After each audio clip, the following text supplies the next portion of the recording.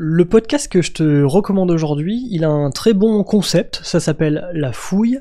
C'est un podcast du Point, du journal Le Point, qui date de 2019. Il y a 7 épisodes de 10 minutes, c'est vite écouté, c'était du one-shot, hein, le podcast est arrêté. Et en fait, le principe, c'était d'aller littéralement fouiller dans les sacs à main, le bureau, etc., des invités, souvent des invités politiques. Objet inanimé, avez-vous une âme ? Quel secret inavouable seriez-vous capable de raconter ?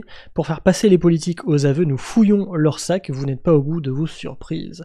Du coup, dans les invités, on a dans le sac d'un député Bruno Bonnell, dans le bureau de Cédric Villani, dans le bureau d'un maire rural, dans le téléphone du jeune député Robin Reda, dans le cartable d'un ancien flic. Pas très féminin tout ça, mais je me souviens que le podcast était vachement bien, le concept fonctionnait, c'est-à-dire que l'interview qui est menée avec ses invités prend forcément une tournure plus personnelle, plus anecdotique et tout, c'est un peu sympa quand même. Voilà, donc La Fouille, podcast du Point, je vous le recommande, et je vous dis à demain.